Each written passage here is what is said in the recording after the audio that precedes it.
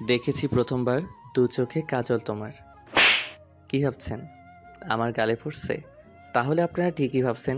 কলেজের একটা কোনায় বসে বন্ধুদের সাথে আড্ডা দিচ্ছি আর গান গাইতেছিলাম। তখন কোথায় থেকে মারিয়া আপু এসে আমার গায়ে ঠাস করে একটা থাপ্পড় মেরে দিল। মারিয়া আপু হচ্ছে এই কলেজের সবার বাস, থুক্কু, ক্রাশ এবং অনেক জেদি মেয়ে। আমি গালে হাত দিয়ে অপুকে বললাম, আপু তুমি আমাকে থাপ্পড় মারলে কেন? আমার অপরাধটা কী ছিল? তুই আমাকে দেখে গান গাইছিলি কেন? মেয়ে মানুষ দেখলে হুঁশ থাকে না? বিশ্বাস করো আপু, আমি তোমাকে দেখে গান গাইনি। আমরা বন্ধুরা মিলে মজা করে গান গাইছিলাম। তুই আমার সাথে আবার মিথ্যা কথা বলিস? তোকে আমি ভালো করে চিনি, কলেজে 1 নাম্বার ফাজিল ছেলে। আপু আমি সবার সাথে ফাইজলামি করলেও তোমার সাথে কখনো করি না। আমি তোমাকে ভালো করে চিনি, তুমি অনেক জেদি একটা মেয়ে। আমি সহজে কারোর সাথে জিদ দেখাই না। এখন কথা না বলে ক্লাসে যা, আর কখনো যেন না দেখি কলেজে এসে এরকম আড্ডা দিতে। আমি ঠিক আছে বলে ক্লাসে চলে আসলাম। আমাকে থাপ্পড় দেওয়ার সাথে সাথে সব হারামি বন্ধুগুলো দৌড় দিয়ে ক্লাসে চলে আসলো। আমি ক্লাসের ভিতরে ঢুকে সবগুলো হারামিকে উড়াধুরা মারতে লাগলাম। তখন রাফি বলল, কিরে সারা, কথা নাই বার্তা নাই, তুই সবাইকে এভাবে মারছিস কেন? তোরা আমার বন্ধু নাকি শত্রু? আমাকে দাজ্জালের হাতে রেখে তোরা সবাই ক্লাসে বসে আড্ডা দিচ্ছিস। আমাদের কি পাগলা কুকুরে কামড় দিছে? আমরা তোর জন্য ওই ডাইনি আপুর সামনে থাকবো? আমরা থাকলে তোর মতো আমাদের গালেও পড়তো। তাই বলে তোরা আমাকে রেখে চলে আসবি? এই বন্ধুকে বাঁচাবি না? তোরা বন্ধু নাকি শত্রু? তুই যেটা ভাবিস, মারিয়া আপুকে দেখলে এমনি হাঁটু কাঁপে, আর তুই বলছিস ওনার থেকে তোকে বাঁচিয়ে আনতে। আর তুই এমনিও একটু ফাজলামি একটু বেশি করিস। ঠিক আছে, তোদের মতো বন্ধু আমার দরকার নেই। যে বন্ধু বিপদের সময় পাশে না থাকে সেই সব বন্ধু আমার দরকার নেই। এখন থেকে তোরা তোদের মতো থাকবি, আমি আমার মতো থাকবো। বাই। প্লিজ বন্ধু, রাগ করিস না। তুই তো জানিস কলেজের সব ছাত্রছাত্রী মারিয়া আপুকে ভয় পাই। ওনার সামনে আমরা থাকি কি করে? তুই একটু ফাজলামি কমিয়ে দে, তাহলে আমরা সব সময় তোর পাশে থাকবো। ঠিক আছে, আমি এখন থেকে কারোর সাথে ফাইজলামি করব না। এভাবে কথা বলতে বলতে স্যার ক্লাসে ঢুকলো। সবাই দাঁড়িয়ে সালাম দিল। তারপর স্যার পড়া শুরু করলো। হঠাৎ স্যার আমার দিকে তাকিয়ে বলল, কি ব্যাপার মিস্টার ফাজিল, আজকে তুই এত চুপচাপ কেন? তুই তো কখনো চুপ থাকার ছেলে না। স্যার আজকে থেকে আমি আর দুষ্টমি করব না, আমি এখন ভালো হয়ে গেছি। তাহলে এবার মনে হয় আমার টাকলা মাথায় চুল গজাবে। এতদিন তোর ফাজলামির কারণে আমার মাথার চুলগুলো সব পড়ে গেছে। স্যার আপনার মাথায় কখন চুল ছিল? আপনার তো আগে থেকেই মাথায় চুল নেই, তাহলে এখন কোথায় থেকে আসবে? তুই কিন্তু বলছিস আজকে থেকে দুষ্টামি করবি না, তাহলে এখন আবার দুষ্টামি করছিস কেন? আরে আমি কি বলতে চেয়েছি আপনার কথায় না বলে থাকতে পারলাম না। তুই কখনোই ভালো হবি না। তুই ফাজিল, ফাজিলই থাকবি। তোকে আমার ভালো করে চেনা আছে। চেনা থাকলে ওরকম কথা বলেন কেন? আপনি জানেন না আমি অনেক ভদ্র ছেলে? তুই কেমন ভদ্র কলেজে সবাই জানে। এখন কথা না বলে পড়ায় মন দে। আমি আর কোনো কথা বললাম না। স্যারের ক্লাস শেষ হলে আমি সিট থেকে উঠে স্যারের পিছনে গেলাম। তখন আমি স্যারকে বললাম, এই যে মাহবুব, তোমাকে রহমান শিকদার আজকে তার সাথে দেখা করতে বলেছে। রাসেল, তুই কি কখনো ভালো হবি না?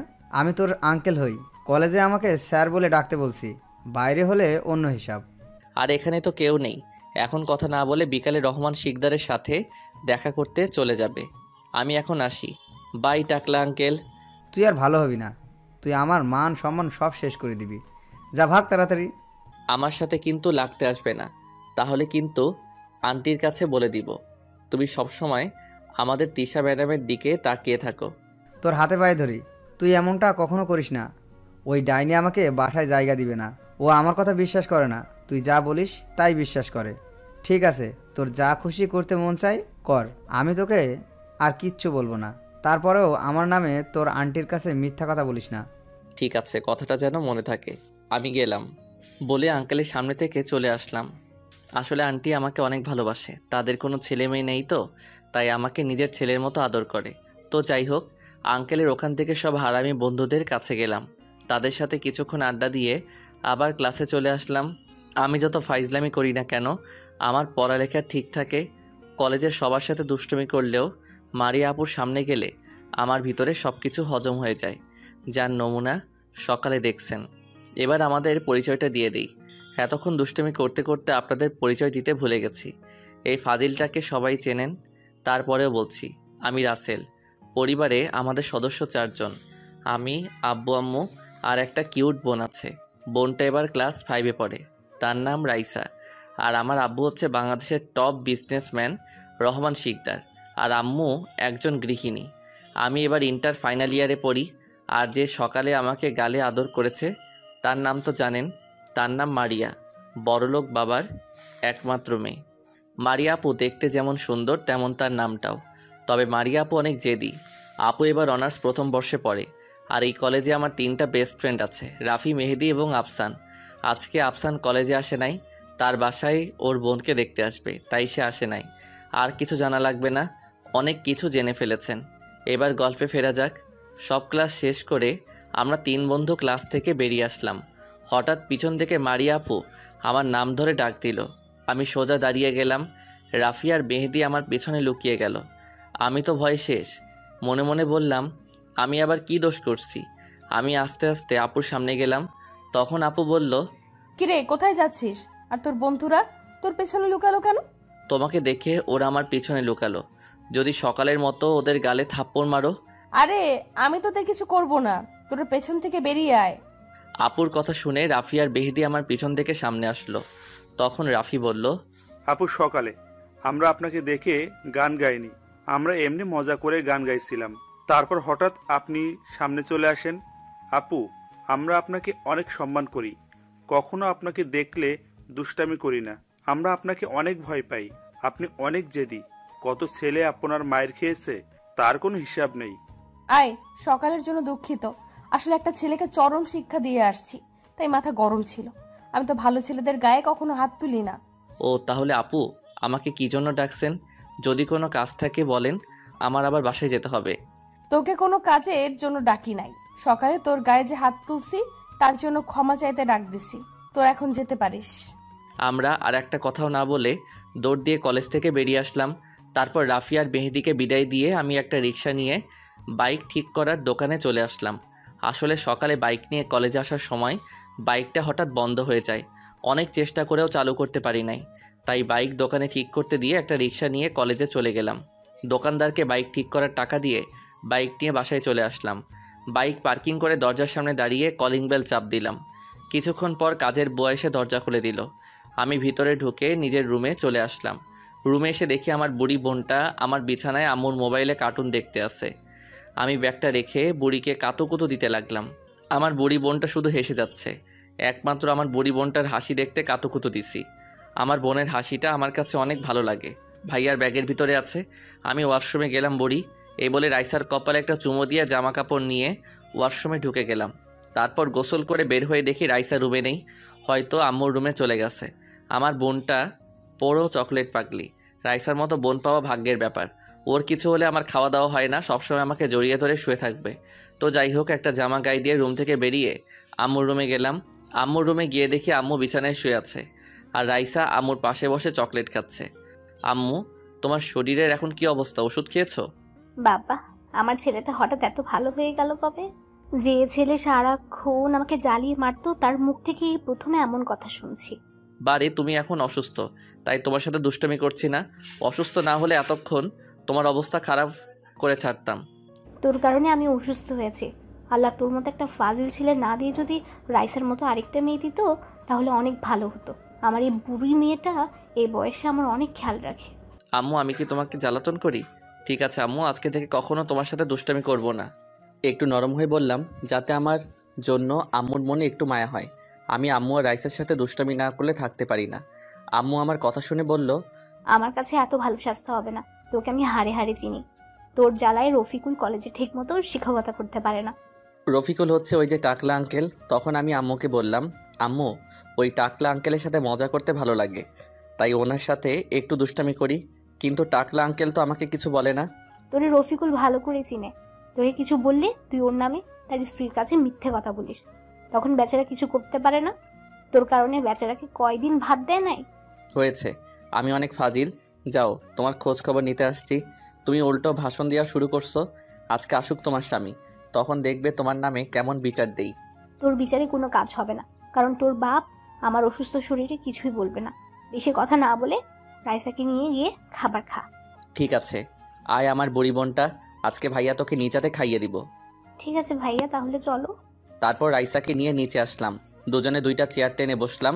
আমি একটা প্লেটে খাবার নিয়ে রাইসাকে খাইয়ে দিতে লাগলাম। বোনটা আমার কি সুন্দর করে খাচ্ছে আর মুচকি মুচকি হাসছে। ইচ্ছে করছে বোনটার হাসি সারাদিন দেখি। আমার বোনটা হাসলে গালে টোল পড়ে।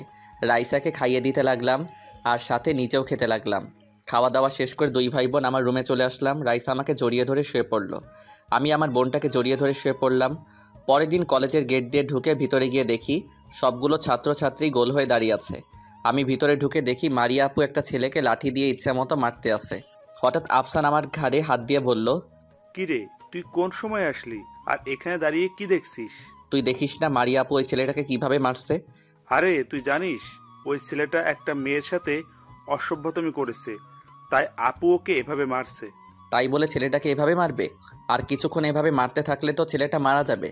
আমাদের কিছু করার নেই, কলেজের সবাই আপুকে ভালো করে চিনে। উনি হচ্ছেন কলেজের খারাপ মানুষের জম, কেউ ভয়ে সামনে যেতে পারে না। ঠিক আছে, তুই দাঁড়া, আমি একটাবার চেষ্টা করে দেখি। এই বলে আফসানকে কোনো কথা বলতে না দিয়ে আপুর সামনে চলে গেলাম। তখন আমি আপুকে বললাম, আপু আপনি ওনাকে এভাবে মারছেন কেন? উনি তো মারা যাবে। এ কথা বলার পর আপু আমাকে এমন কিছু করবে আমি তো কখনো ভাবতেই পারিনি। আপু হাতে লাঠি দিয়ে আমাকে দুইটা বাড়ি মারলো। আমি সাথে সাথে মাটিতে বসে পড়লাম, কারণ বাড়ি দুটো অনেক জোরে মেরেছে। আমার চোখ দিয়ে 2 ফোঁটা পানি পড়ে গেল। আমি যেই জায়গায় বাড়ি মারছে সেই জায়গাটা ধরে বসে আছি। তখন মারিয়া আপু বলল, কলেজে এতগুলো ছাত্রছাত্রী আমাকে কিছু বলার সাহস পায় না, তুই আমাকে মারার কথা বলতে আসলি কেন? তুই জানিস এই কলেজের একটা মেয়ের ওড়না টান ধরে দিছে? আমি কি জানি ওই ছেলে একটা মেয়ের ওড়না ধরে টান দিছে? জানলে কি আপনাকে বলতাম? আপনাকে কথাটা বলাতে এইভাবে বাড়ি মারবেন? তুই জানিস না আমার মাথা গরম হলে কারোর কথা শুনি না, তাহলে তুই আমাকে বলতে আসলি কেন? আমার ভুল হয়ে গেছে, আমাকে আপনি মাফ করে দিবেন। আর কখনো আপনাকে কিছু বলবো না, আপনার সামনে পর্যন্ত আসবো না। এই বলে আমি সবার সামনে থেকে কলেজ থেকে বেরিয়ে চলে আসলাম। বন্ধুরা আমাকে পিছন থেকে অনেকবার ডেকেছে, কারো কোনো কথা শুনি নাই। বাসায় আসার সময় একটা ফার্মেসি থেকে মলম এবং কিছু ব্যথার ওষুধ নিয়ে বাসায় চলে আসলাম। কলিং বেল চাপ দেওয়ার পর কাজের বুয়া দরজা খুলে দিল। আমি সোজা নিজের রুমে চলে আসলাম। আম্মুকে দেখলাম সোফায় বসে কার সাথে যেন মোবাইলে কথা বলছে।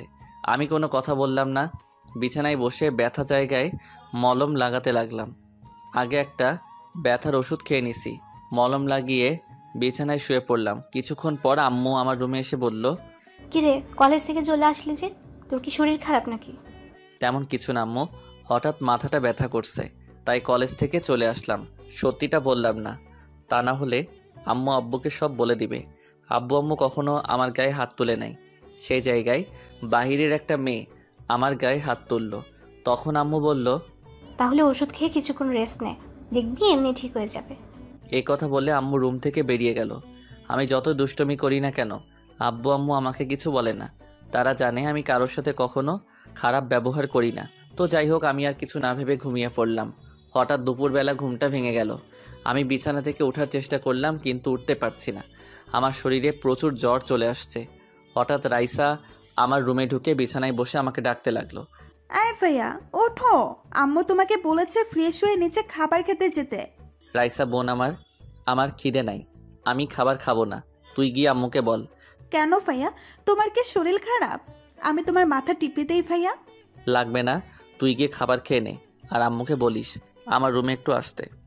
রাইসা ঠিক আছে বলে রুম থেকে বেরিয়ে গেল। কিছুক্ষণ পর রাইসা আম্মুকে নিয়ে আমার রুমে আসলো। তখন আম্মু বলল, কি রে রাসেল, তোর কি হয়েছে? তুই নাকি খাবার খাবি না? আর রাইসা বললো তুই নাকি আমাকে ডেকেছিস।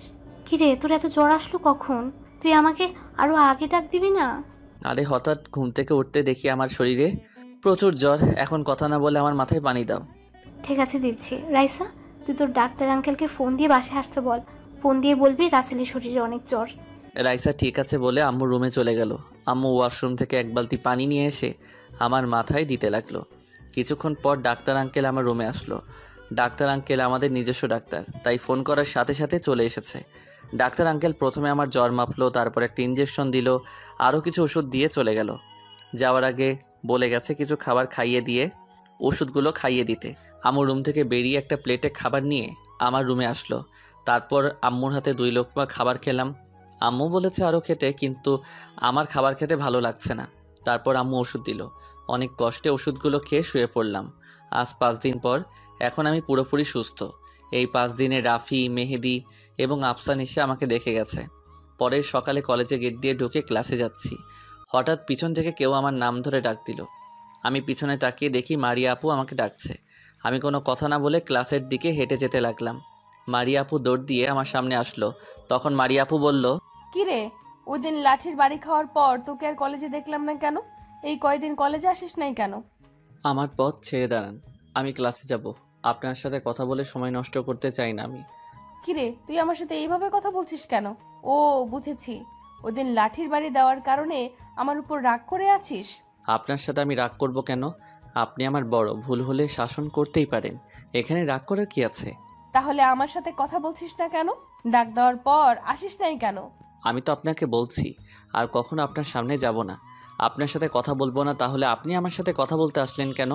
আরে তুই বুঝিস না কেন? ওই ছেলেটার ওপর অনেক রাগ উঠছে, এর ভেতরে তুই এসে বলছিস ওকে মারছি কেন?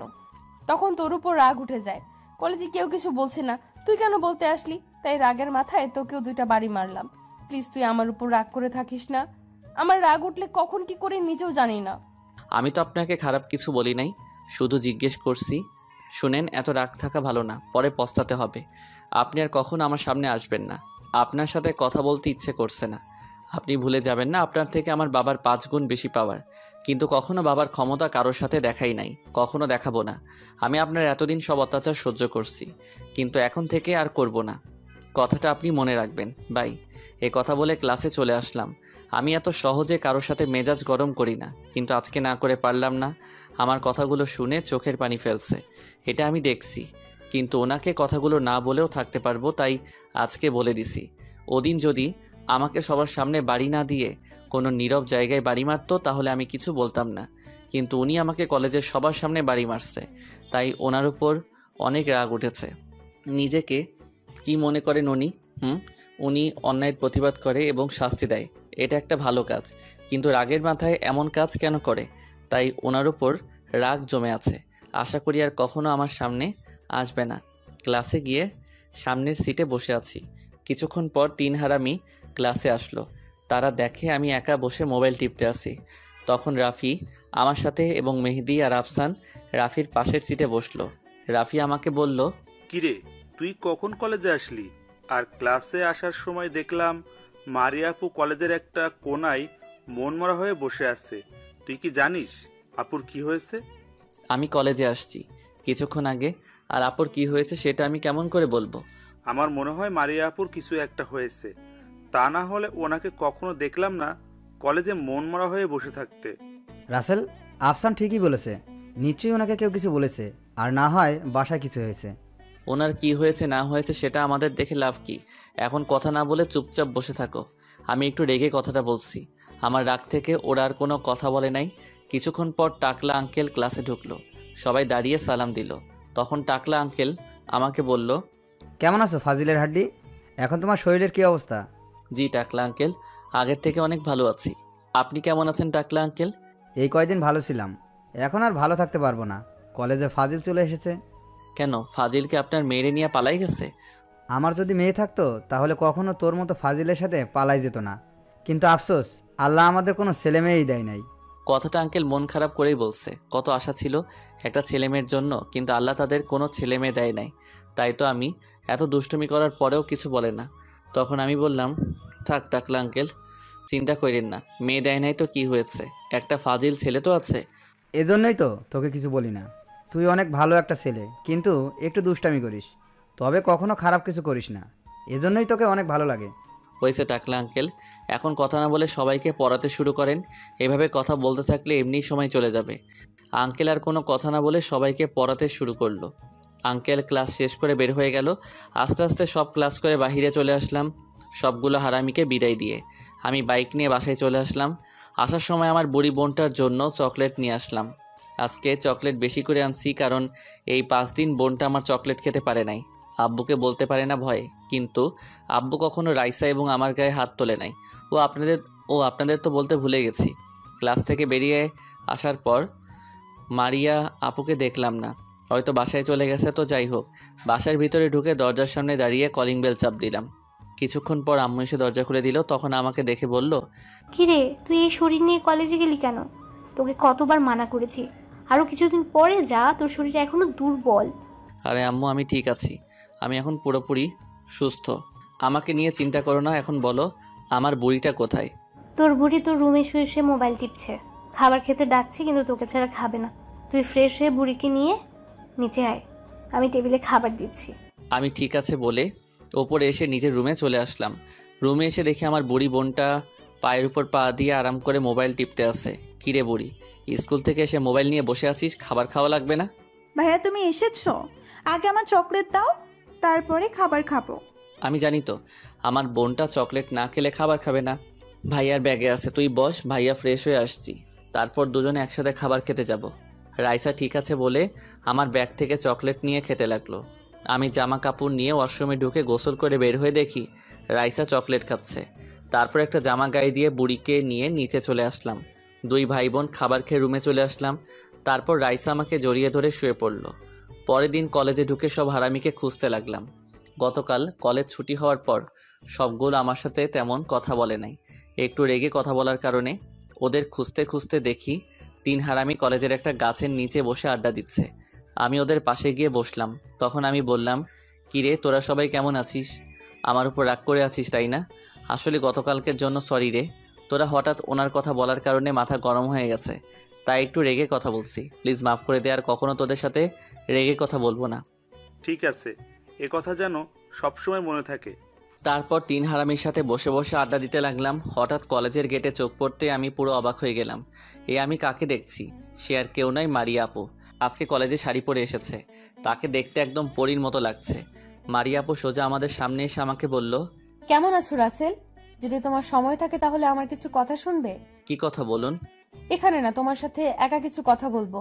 চলো দুজনে কোথাও গিয়ে কথাগুলো বলি। সরি, আপনার কিছু বলার থাকলে এখানেই বলেন, আমি অন্য কোথাও যেতে পারবো না। আরে আপু যখন তোর সাথে একা কথা বলতে চাই তাহলে সমস্যা কোথায়? রাসেল, রাফি ঠিক কথাই বলেছে। তুই আর এখানে বসে কথা বল, আমরা ক্লাসে যাচ্ছি।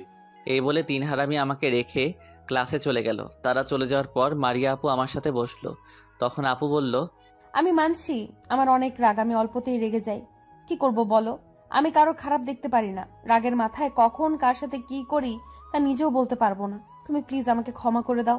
কালকে রাতে একটুও ঘুমাতে পারি নাই, শুধু তোমার কথাগুলো ভাবছি।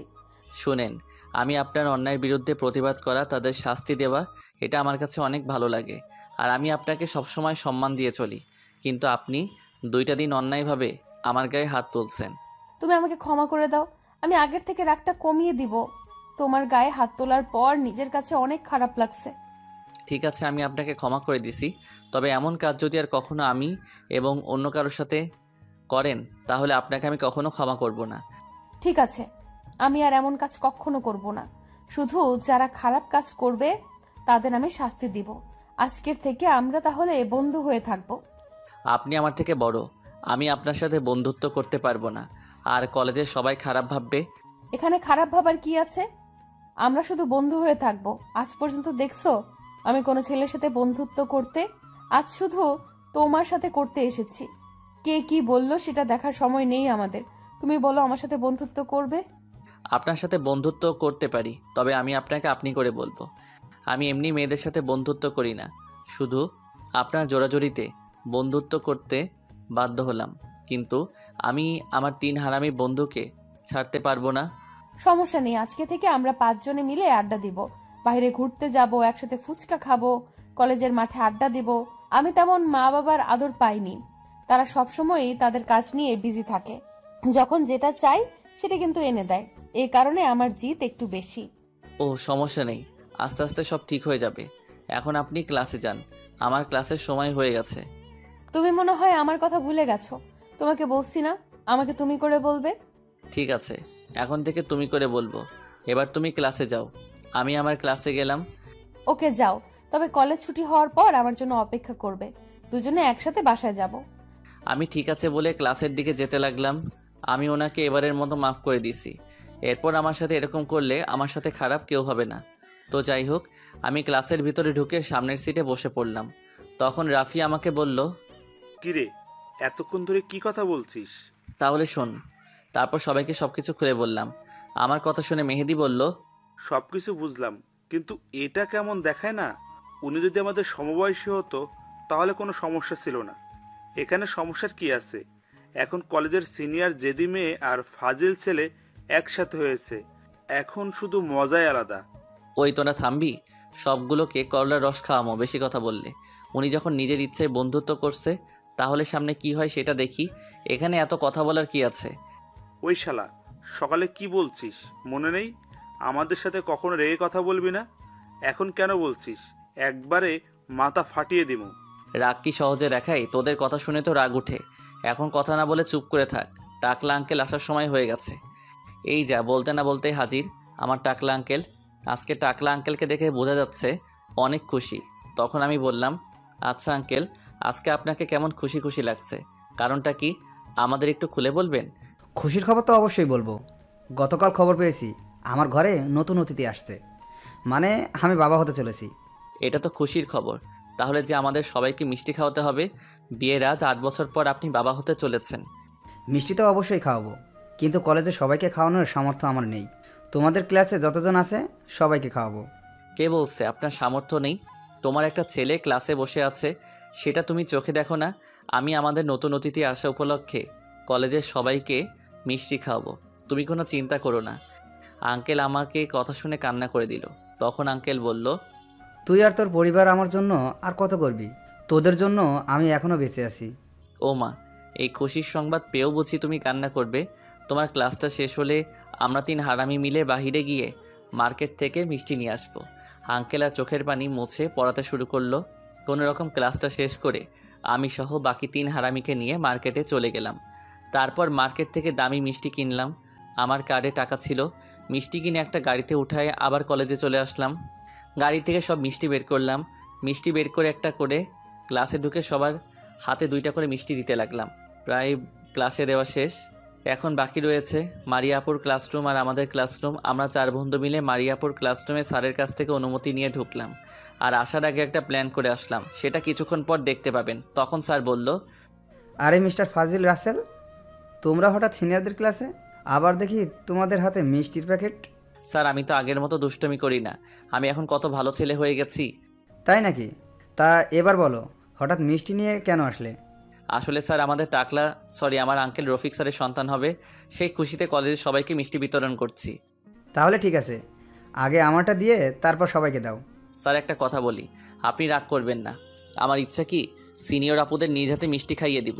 প্লিজ স্যার, আপনি মানা করবেন না। খাওয়াতে পারো, তবে কারোর সাথে দুষ্টামি করতে পারবা না। আর একটা কথা, তোমরা সবাই কি রাসেলের হাতে মিষ্টি খেতে চাও? স্যারের কথা শুনে মারিয়া আপু দাঁড়িয়ে বলল, স্যার, এমন একটা ফাজিল ও মিষ্টি ছেলের হাতে মিষ্টি খেতে কার না ভালো লাগে? স্যার আমি ভালো ছেলে, আমার মতো ছেলেই হয় না। দেখছেন মারিয়া আপু আমাকে কি বলছে? আচ্ছা ঠিক আছে, এখন সবাইকে মিষ্টি খাইয়ে দাও। দেখছো না সবাই মিষ্টির প্যাকেটের দিকে তাকিয়ে আছে? দেখে মনে হচ্ছে অনেক দামি মিষ্টি। জি স্যার, সবাইকে কম দামি মিষ্টি খাওয়াইলে বদদোয়া দিবে, তাই বেশি দামি মিষ্টি আনলাম। তারপর স্যারকে 2টা মিষ্টি দিয়ে সিনিয়র আপুদের আমি মিষ্টি খাইয়ে দিতে লাগলাম। রাফি, মেহেদি এবং আফসান ছেলেদের দিচ্ছে। সিনিয়র আপুদের খাওয়াতে খাওয়াতে মারিয়া আপুর সামনে আসলাম। আসলে আমি মেয়েদের পিছন সিটে থেকে দেওয়া শুরু করেছি, কারণ মারিয়া আপুর সামনে বসা ছিল। তাকে একটু দেরি করে দিব। মারিয়া আপুর সামনে আসার পর আমাকে বলল, তুমি হঠাৎ এত পরিবর্তন হলে কেমনে?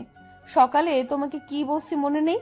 আরে তুমি তো বলছো মেয়েদের সাথে কথা বলতে না, তাদের সাথে বন্ধুত্ব করতে না, তাদের তো খাইয়ে দিতে মানা করো নাই।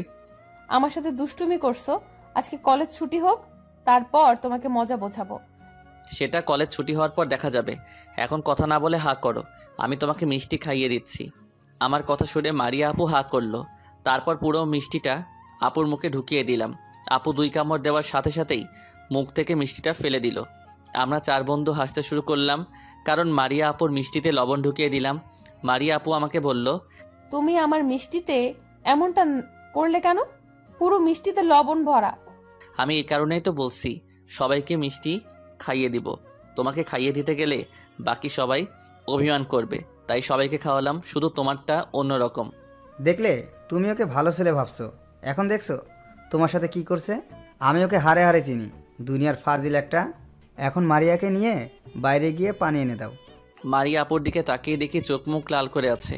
আমি ভয় পেয়ে তাড়াতাড়ি ক্লাস থেকে বেরিয়ে দৌড় দিয়ে ক্যান্টিন থেকে একটা পানির বোতল নিয়ে আসলাম। মারিয়া আপুকে পানির বোতলটা দিয়ে আমি একটু দূরে দাঁড়িয়ে রইলাম। আপু পানি দিয়ে মুখ কুলি করে আমার সামনে আসলো। তখন আমাকে বলল, আমি মনে করছি তুমি ভালো হয়ে গেছো, এখন দেখি তুমি ফাজিলই রয়ে গেছো। সরি আপু, তুমি রাগ করো না, তোমার সাথে একটু মজা করছি। তুমি বলছো না আমাদের বন্ধু, তাই বন্ধুর সাথে একটু মজা করলাম। করেছো, বেশ করেছো। তাই বলে ক্লাসের সবার সামনে এমন করবে? আমারও সময় আসবে, দেখবে তখন কি করি। সেটা তখন দেখা যাবে। এখন হাঁ করো, তোমাকে মিষ্টি খাইয়ে দেই। এটার মধ্যে কিছু নেই, তুমি বিশ্বাস করতে পারো। ঠিক আছে, খাইয়ে দাও। আমি আরেকটা মিষ্টি মারিয়া আপুর মুখে দিলাম। তারপর আপু যেটা করলো তার জন্য মোটেও প্রস্তুত ছিলাম না। আপু, তুমি এটা কি করলে? দেখো, পুরো আঙ্গুল লাল হয়ে গেছে। এটা তোর আমার সাথে দুষ্টুমি করার শাস্তি। তুই আমাকে লবণ খাইয়ে দিলি কেন? তাই বলে তুমি আমার আঙ্গুলে কামড় দিবে? যাও, তোমার সাথে কথা নাই। আজকে থেকে তোমার সাথে ব্রেকআপ। ওই, আমি কি তোর সাথে প্রেম করি তুই আমার সাথে ব্রেকআপ করছিস? আরে, বন্ধুত্বের ব্রেকআপ করছি তোমার সাথে। আজকে থেকে তোমার সাথে আমার কোনো বন্ধুত্ব নাই। তুমি তোমার পথে চলবে, আমি আমার পথে চলবো। সকালে মাত্র বন্ধুত্ব হয়েছে, একটা দিন যেতে না যেতেই বন্ধুত্ব শেষ। ঠিক আছে, আমি সরি বলছি, আর এমন দুষ্টুমি তোর সাথে করব না। তাহলে ঠিক আছে, আর এমন দুষ্টুমি করলে কিন্তু একবারে ব্রেকআপ করব। ঠিক আছে, এখন ক্লাসে যা, দেরি হলে স্যার বকাঝকা করবে। কলেজ ছুটি হওয়ার পর আমার জন্য অপেক্ষা করিস। আমি ঠিক আছে বলে তিন হারামিকে নিয়ে ক্লাসে চলে আসলাম। তারপর সব ক্লাস শেষ করে বাহিরে আসার সময় আঙ্কেল ডাক দিল। তিন হারামিকে বিদায় দিয়ে আঙ্কেলের সামনে গেলাম। তখন আমি বললাম, বলেন টাকলা আঙ্কেল, কেন ডেকেছেন? আর আপনার চোখে পানি কেন? তোরা আমার জন্য এত কিছু কেন করিস? আমি কি তোদের এই ঋণ কখনো শোধ করতে পারবো? আপনি এটা কি বলছেন? আমাদের ঋণ আপনাকে কখনো শোধ করতে হবে না। শুধু আমাদের জন্য দোয়া করবেন। আমাদের যা কিছু আছে তা সারা জীবন বসে খেলেও শেষ করা যাবে না। আর আমি তোমার ছেলে হয়ে এ কাজ করছি। এ কথা বলার সাথে সাথে আঙ্কেল আমাকে জড়িয়ে ধরে কান্না করে বলতে লাগলো, তুই পুরো তোর বাবার মতো, তোর ভিতরে কোনো অহংকার নেই। দোয়া করি আল্লাহ যেন তোদের সবসময় সুস্থ রাখে। হয়েছে হয়েছে, এখন কান্না বন্ধ করো। আমি বিকালে তোমার বাসায় যাব। আমি আমার আম্মুর সাথে দেখা করতে যাব। ঠিক আছে যাস, তাহলে তুই বাসায় যা, আমি আমার বাসায় গেলাম। তুমি বাসায় যাও, আমি বাসায় যেতে একটু দেরি হবে, কারণ মারিয়া আপুকে সাথে করে নিয়ে যাব। আঙ্কেল ঠিক আছে বলে কলেজ থেকে বেরিয়ে গেল। আমি আপুর জন্য অপেক্ষা করতে লাগলাম। কিছুক্ষণ পর দেখি মারিয়া আপু ক্লাস থেকে বেরিয়ে আসছে। মারিয়া আপু আমাকে দেখে সামনে আসলো। তখন আপু বলল, কিরে, তোদের ক্লাস কোন সময় শেষ হয়েছে? আর বাকিরা কোথায়? এই তো আধা ঘন্টা হবে ছুটি হয়েছে, আর বাকি তিন হারামি বাসায় চলে গেছে। ঠিক আছে চল, আজকে তোর বাইকে করে বাসায় যাব। আমি কখনো মেয়ে মানুষকে নিয়ে বাইক চালাই নাই। যদি তোমাকে ফেলে দেই? আমাকে ফেলে দিলে এর সাথে তোকে নিয়ে পড়বো। ঠিক আছে, এখন কথা না বলে বাইকে ওঠো। মারিয়া আপু আর কোনো কথা না বলে বাইকের পিছনে উঠল। আপু আমার ঘাড়ে হাত দেওয়ার সঙ্গে সঙ্গে আমার শরীর দিয়ে বিদ্যুৎ বয়ে গেল। আমি কোনো কথা না বলে বাইক চালাতে লাগলাম। তখন মারিয়া আপু বলল, আচ্ছা রাসেল, তুই কি কখনো কারো প্রেমে পড়েছিস বা কোনো মেয়ের সাথে প্রেম করছিস? আমার দ্বারা এসব হবে না। আমার মতো ফাজিলের সাথে কোনো মেয়ে প্রেম করবে না। তুই তো সব সময় সবার সাথে ফাজলামি করিস না, তাহলে কোনো মেয়ের প্রেম করবে না কেন? তুই একবার কাউকে পছন্দ করে প্রপোজ করে দেখ, দেখবি মেয়ে ঠিকই রাজি হয়ে যাবে। আমি এসব প্রেম ভালোবাসা করব না। শুনেছি প্রেম ভালোবাসা করলে ছেলেদের জীবন নষ্ট হয়ে যায়। মেয়েটা ছেড়ে গেলে ছেলেটা কষ্ট পায়, আর ছেলেটা ছেড়ে গেলে মেয়েটা কষ্ট পায়। তাই এসব প্রেম ভালোবাসা মাথায় আনিনি। এমনিই আসি, পুরো বিন্দাস আসি। শোন, দুজনের মনের মিল থাকলে কেউ কাউকে ছেড়ে যায় না। আচ্ছা, তুমি এসব আমাকে বলছো কেন? আর তুমি কারোর সাথে প্রেম করছো? কলেজের সকল ছেলেরা তোমার পিছে ঘুরে, কিন্তু তুমি কাউকে পাত্তা দাও না কেন বলো তো? আসলে তোর মতো আমিও এসব বিশ্বাস করি না। আর কলেজের ছেলেরা আমার পেছনে ঘুরে কোথায়? সবাই তো দূর থেকে তাকিয়ে দেখে, আমার সামনে আসার সাহস পায় না। তোমার সামনে আসবে কেমন করে? তুমি যে জেদি মেয়ে, এমনি সবার তোমাকে দেখলে পেটের ভিতর সব হজম হয়ে যায়। আমি জিত কি এমনিই কারোর সাথে দেখাই? যারা অন্যায় করে তাদের উপর দেখাই। তারপরেও তোমার জিদটা একটু কন্ট্রোল করো, তা না হলে কখন হয়ে যাবে আল্লাহ ছাড়া কেউ বলতে পারবে না। ঠিক আছে, এখন থেকে জিতটা একটু বেশি কন্ট্রোল করে রাখবো। কথা বলতে বলতে আপুর বাসার সামনে চলে এসেছি। আপু তাদের বাসায় যেতে বলেছে, কিন্তু আমি যাইনি। কাজ আছে বলে বিদায় নিয়ে নিজের বাসায় চলে আসলাম। দেখতে দেখতে 2টা মাস চলে গেল। এখন আপু আমার সাথে রাগ দেখায় না। সবসময় আমার সাথে কলেজে আড্ডা দেয়। আমাকে কোনো মেয়ের সাথে কথা বলতে দেয় না। সবসময় ওনার চোখে চোখে রাখে। আপুর এমন কেয়ার আমার অনেক ভালো লাগে। এখন আমিও কারোর সাথে তেমন দুষ্টুমি করি না। আপুর সাথে চলতে চলতে তাকে আমি ভালোবেসে ফেলেছি।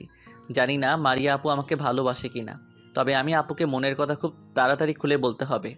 তা না হলে অন্য কেউ এসে নিয়ে যাবে। যদি আপু রাজি হয় তাহলে সারা জীবন বুকের ভিতর আগলে রাখবো, কখনো দূরে যেতে দিব না।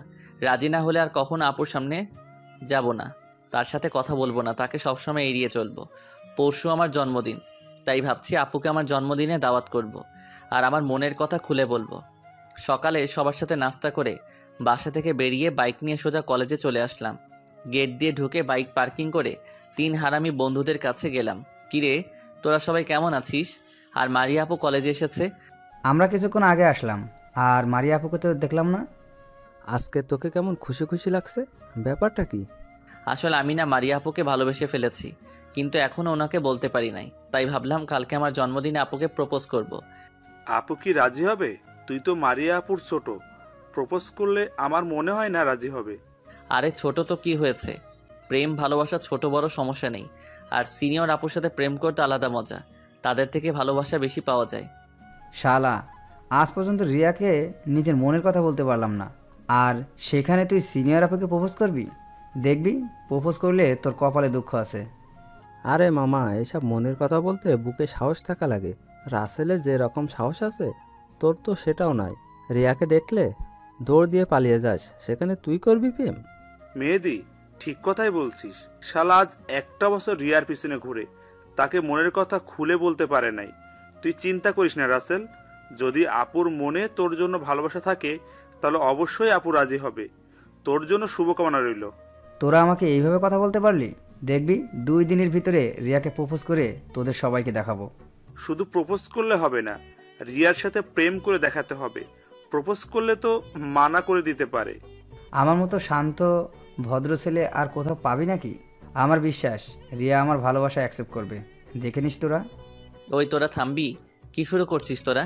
আমি মরি আমার টেনশনে, তোরা আছিস রিয়াকে নিয়ে। এখন আমাকে তোরা কোনো বুদ্ধি দে, কীভাবে মারিয়া আপুকে প্রপোজ করব। হঠাৎ মেহেদি আমার কথা শুনে বলল, আমার কাছে একটা প্ল্যান আছে। তোর জন্মদিনে তুই আপুকে নিয়ে ছাদে আসবি, আর আমরা 3 জনে মিলে ছাদের উপরে সুন্দর করে সাজিয়ে রাখবো। নিচে কেক কাটা শেষ হলে তুই আপুকে নিয়ে উপরে চলে আসবি, তারপর মারিয়া আপুকে প্রপোজ করবি। তোর কিছু করা লাগবে না, যা করার আমরা করব।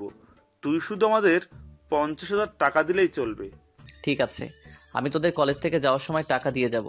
আমরা বসে বসে কথা বলছি, হঠাৎ কলেজের গেটে চোখ পড়তেই যেটা দেখলাম সেটা দেখে আমি মোটেও প্রস্তুত ছিলাম না। আমি দেখি একটা ছেলে বাইকে করে মারিয়া আপুকে কলেজে নিয়ে আসলো। ছেলেটা দেখতে অনেক সুন্দর। মারিয়া আপু ছেলেটাকে হাসি মুখে বিদায় দিয়ে আমাদের দিকে আসছে। আমার মনটা খারাপ হয়ে গেল। তাহলে মারিয়া আপু অন্য কাউকে ভালোবাসে? না, এটা হতে পারে না। মারিয়া আপু শুধু আমার। মারিয়া আপু আমাদের সামনে এসে বলল, তোমরা সবাই কেমন আছো? আর সবাই এখানে বসে কি গল্প করছো? আমরা যে কথাই বলি আগে বলো ওই ছেলেটাকে, নাম কি তার, কোথায় থাকে, তোমাকে কলেজে নিয়ে আসলো কেন? আরে থামো, এতগুলো প্রশ্ন কেউ একসাথে করে? তোমরা যে ছেলেটাকে দেখছো হচ্ছে আমার মামাতো ভাই আকাশ। আকাশ তাদের অফিস দেখাশোনা করে। সকালে আকাশ আমাদের বাসায় আসে, আব্বু আর আমার সাথে কিছুক্ষণ কথা বলে চলে যাওয়ার সময় আমাকে কলেজে নিয়ে আসে। উনি তোমাকে কলেজে নিয়ে আসলো কেন? তোমার গাড়ির কি হয়েছে? আমার গাড়িটার কিছু হয়নি, আকাশ নিজে বলল আজকে আমাকে কলেজে নামিয়ে দিবে, তাই আর কিছু না বলে তার সাথে কলেজে আসলাম। মানা করলে হয়তো রাগ করতো, তাই আর করলাম না। ও আচ্ছা, ঠিক আছে। তোমাকে যে কথা বলবো, কালকে আমার জন্মদিন। তুমি এবং তোমার আব্বুকে নিয়ে সন্ধ্যায় চলে আসবে আমাদের বাসায়। দ্বিতীয়বার যেন বলা না লাগে। যদি তুমি মানা করো তাহলে তোমার সাথে কোনো কথা বলবো না। আরে আমি কি তোমাকে মানা করছি? ঠিক আছে, কালকে আব্বুকে নিয়ে তোমাদের বাসায় যাব। এখন খুশি? অনেক খুশি। আর শোনো, কালকে তুমি একটা নীল রঙের শাড়ি পরে আসবে। নীল শাড়িতে তোমাকে অনেক সুন্দর লাগে। ঠিক আছে, আসবো। এখন ক্লাসে যাও, আমার ক্লাসের সময় হয়ে গেছে। আমি ঠিক আছে বলে 3 হারামিকে নিয়ে ক্লাসে চলে আসলাম। তারপর সব ক্লাস শেষ করে বাইরে এসে 3 হারামিকে আমার কার্ডটা দিয়ে দিলাম। 3 হারামি যাওয়ার পর আমি বাইক নিয়ে মারিয়া আপুর জন্য অপেক্ষা করতে লাগলাম, কারণ আজকে আপু গাড়ি নিয়ে আসে নাই। কিছুক্ষণ পর মারিয়া আপু ক্লাস থেকে বেরিয়ে এসে আমার বাইকে উঠলো। দুজনে কথা বলতে বলতে মারিয়া আপুর বাসায় চলে আসলাম। মারিয়া আপুর কাছ থেকে বিদায় নিয়ে বাসায় চলে আসলাম। আঙ্কেল আন্টিকে আসতে বললাম। পরের দিন 3 হারামি ছাদের উপরে ফুল দিয়ে সাজাচ্ছে। আমি নিচে মেহমানদের সাথে কথা বলছি। হঠাৎ গেটের দিকে তাকিয়ে আমি পুরো অবাক হয়ে গেলাম। মারিয়া আপু আজকে শাড়ি পরে আমাদের বাসায় আসছে। দেখতে অনেক কিউট লাগছে। যেন একটা পরী আমাদের বাসায় ঢুকতে আসে। আমার কথা মতো নীল রঙের শাড়ি পরে আসছে, সাথে আপুর আব্বু এসেছে। আমি দাঁড়িয়ে না থেকে তাদের সামনে গিয়ে আঙ্কেলকে সালাম দিলাম। তারপর আঙ্কেলের সাথে কিছুক্ষণ কথা বলে আব্বুর সাথে পরিচয় করিয়ে দিলাম। তখন আমি মারিয়া আপুকে একটু সাইডে এনে বললাম, তোমাকে আজকে অনেক সুন্দর লাগছে। আমার কথা মতো নীল রঙের শাড়ি পরে আসার জন্য ধন্যবাদ তোমাকে। তোমাকেও কিন্তু আজকে অনেক সুন্দর লাগছে। আমার মতো তুমিও দেখি নীল পাঞ্জাবি পরেছো। তার একটা কারণ আছে, কেক কাটার পর দেখবে। কি কারণ সেটা কি জানতে পারি? সেটা সময় হলে দেখতে পাবে। এখন চলো সবাই মিলে কেক কাটি। তারপর আপু আমার সাথে স্টেজে উঠলো। আব্বু আম্মু আমার দুই পাশে দাঁড়ালো। মারিয়া আপু আম্মুর সাথে দাঁড়ালো। আর 3 হারামি বন্ধু আমাদের সামনে দাঁড়িয়ে ছবি তুলতে লাগলো। তারপর আমি কেক কাটলাম। সবাই আমাকে জন্মদিনের শুভেচ্ছা জানালো। প্রথমে আব্বু আম্মুকে কেক খাইয়ে দিলাম, তারপর টাকলা আঙ্কেল এবং আন্টিকে খাইয়ে দিলাম। একটু কেক নিয়ে আপুর মুখের সামনে ধরলাম। আপু আমার দিকে তাকিয়ে কেকটা খেয়ে নিল। তারপর মারিয়া আপু একটু কেক নিয়ে আমাকে খাইয়ে দিল। আমি 3 হারামিকে ডাক দিয়ে তাদের কেক খাইয়ে দিলাম। ওদের কানে কানে বললাম ছাদে গিয়ে সব কিছু ঠিক করে রাখতে। আমি মারিয়া আপুকে নিয়ে আসছি। আমার কথা মতো 3 হারামি ছাদের উপরে চলে গেল। আমি মারিয়া আপুকে একটু সাইডে এনে বললাম, তোমাকে এখন আমার সাথে একটু ছাদে যেতে হবে, তবে তোমার চোখ বেঁধে নেওয়া হবে। হঠাৎ ছাদের উপর কেন? আবার চোখ বেঁধে নিবে কেন? সেটা গেলে দেখতে পাবে। এখন আর কোনো কথা বলতে পারবে না। আমার কথা শুনে মারিয়া আপু আর কোনো কথা বলল না। আমি একটা রুমাল দিয়ে আপুর চোখ বেঁধে দিলাম। তারপর আপুকে নিয়ে ছাদে যেতে লাগলাম। আমি আপুর 2 হাত শক্ত করে চেপে ধরলাম। ছাদের উপর নিয়ে আমি 10-12টা গোলাপ ফুল নিয়ে আপুর সামনে গেলাম। তারপর আপুর চোখের বাঁধন খুলে দিলাম। তারপর 3 হারামি সব লাইট জ্বালিয়ে দিল। আপু ছাদের দিকে তাকিয়ে অবাক হয়ে গেল। তার থেকে বেশি অবাক হলো আমাকে দেখে। আমি আপুর সামনে হাঁটু গেড়ে বসে গোলাপ ফুলটা হাতে নিয়ে বলতে লাগলাম, তোমার কাছে গিয়েছিলাম নিয়ে বড় আশা, যদি পাই একটু তোমার হৃদয়ের ভালোবাসা। হোক না জানাজানি এই মেলামেশা, মিথ্যে নয় সত্যি আমাদের এই ভালোবাসা। মনের মতো ঘোরার সময় সঙ্গী যদি পাই, ঘুরব পথে লয়ে তারে তোমারে জানাই আই লাভ ইউ মারিয়া আপু, আমি তোমাকে অনেক ভালোবাসি। তারপর মারিয়া আপু যেটা করলো সেটার জন্য মোটেও প্রস্তুত ছিলাম না। মারিয়া আপু আমাকে দাঁড় করিয়ে ঠাস করে একটা থাপ্পড় মেরে দিল। তারপর বলল, তুই 2 মাস আগে আমাকে কলেজে যে কথা বলছিস, তারপর থেকে আমি তোকে ভালোবাসি। তোর এত কেয়ার করি, মেয়েদের থেকে দূরে দূরে রাখি, সব সময় আমার চোখে চোখে রাখি, তাতে তুই বুঝিস না? আমাকে কখনো ছেড়ে যাবে না তো? আমি অনেক ভালোবাসি তোমাকে, এই মনে শুধু তোমার বসবাস। তোকে ভালোবেসেছি ছেড়ে যাওয়ার জন্য নাকি? সব সময় আমার এই বুকে আগলে রাখবো। ওই হারামি, তোর এখানে দাঁড়িয়ে আছিস কেন? সবগুলো নিচে যা। মারিয়ার সাথে আমার কিছু বোঝাপড়া আছে। বাবা, যার জন্য করলাম চুরি সেই বলে চোর। শালা থাক তুই, আমরা গেলাম। এই বলে 3 হারামি নিচে চলে গেল। তখন আমি মারিয়াকে বললাম, ওই তোমার ঠোঁট দুটো আমাকে টানছে, একটা কিস করি তোমাকে। প্রেম শুরু হতে না হতেই ঠোঁটের দিকে নজর পড়েছে? তুই তো দেখি অনেক লুচু। আমি তো আর অন্য কারো কাছে চাইনি, আমার ভালোবাসার মানুষের কাছে চেয়েছি। অন্য কারো কাছে চাইলে মাথা ফাটিয়ে দিমু। তুমি শুধু আমাকে কিস করবে। এখন দাঁড়িয়ে না থেকে কিস করো। বলতে দেরি মারিয়ার ঠোঁটে ঠোঁট লাগাতে দেরি করি নাই। দুজনে দুজনকে জড়িয়ে ধরে কিস করতে লাগলাম। যা শালা, মেয়ে মানুষ ঠোঁটে লিপস্টিক কেন দেয়? ঠোঁটের সব লিপস্টিক আমার পেটে গেছে। প্রায় 5 মিনিট পর দুজন দুজনকে ছেড়ে দিয়ে আমি মারিয়াকে শক্ত করে জড়িয়ে ধরলাম। এভাবে চলতে লাগলো আমার আর মারিয়ার ভালোবাসা। আমাদের ব্যাপারে 2 পরিবার জানে, তারা সবাই রাজি আছে।